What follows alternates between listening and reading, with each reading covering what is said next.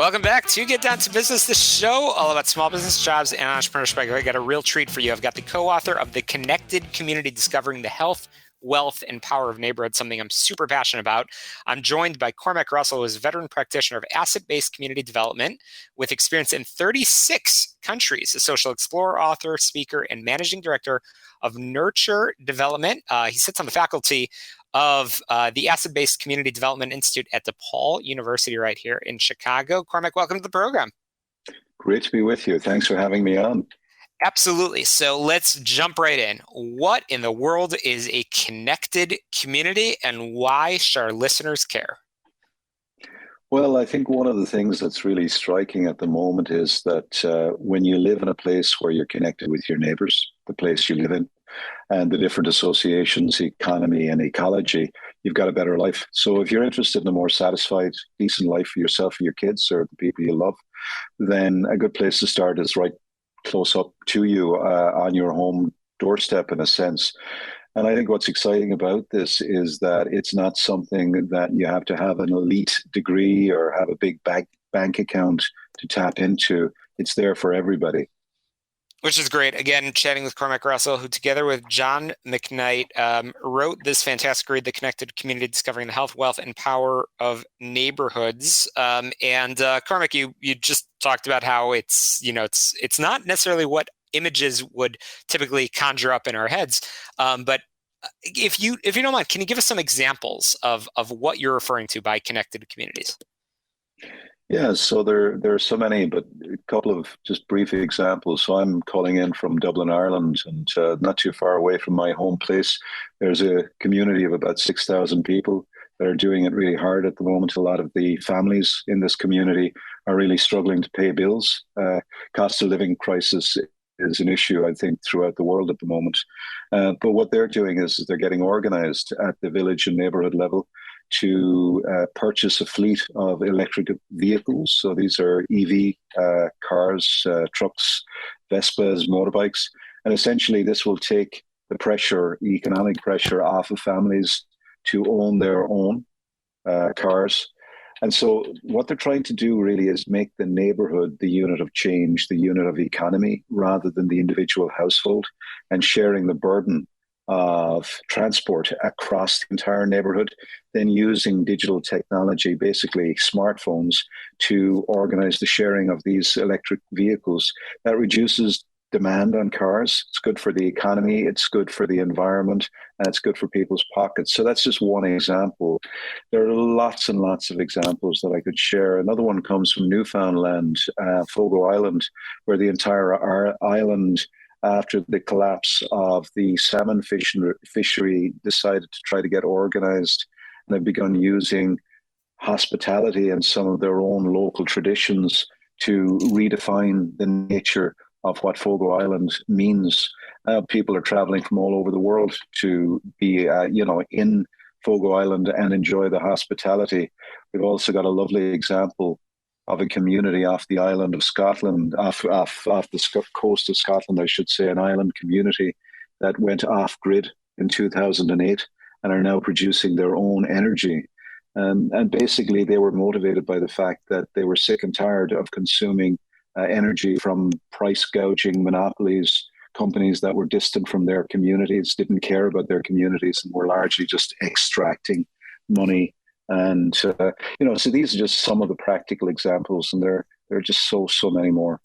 Yeah, absolutely. I know that there are many examples. And obviously, this is a hot topic as we're now in 2023 coming out of an interesting period, and very, very timely to have this conversation, because I am curious, Cormac, what problems do more connected communities address beside the obvious one, which I know is something that maybe our listeners didn't know too much about pre-2021 or pre-2020 regarding social isolation. What is connected communities addressing?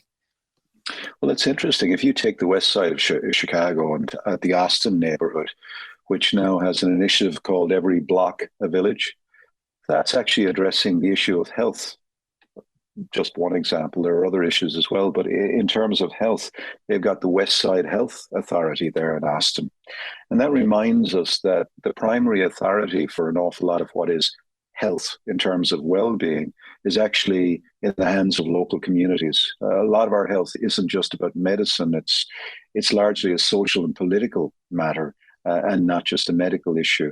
In fact, only 15% of what determines our health relates to medicine and, the interventions of pharmacology. So most of what determines our health, 80 to 85%, is about our own personal agency, our associational life. We're 50% less likely to die prematurely next year if we become a member of a club or a group if we weren't formally connected in with an association. So it's good for our health. We also know Robert Sampson, preeminent social scientist who studied an awful lot of police departments, including the Chicago Police Department, is very clear in saying the two things that determine a safe community, a safe neighborhood, are how many neighbors you know by first name and how often you do things together in the built environment. That is actually more of a determinant of the safety in a community than the number of police that are actually, policing that neighborhood. So they're just two examples. We often hear it said, it takes a village to raise a child. Well, that's true. But how many of us are actually doing anything to raise a village? What does it actually take to create a village that raises a child, creates our health, creates our safety, looks after our ecology? We talk in the book about 7 key functions, and I've listed some of them there: health, safety, looking after our local environment.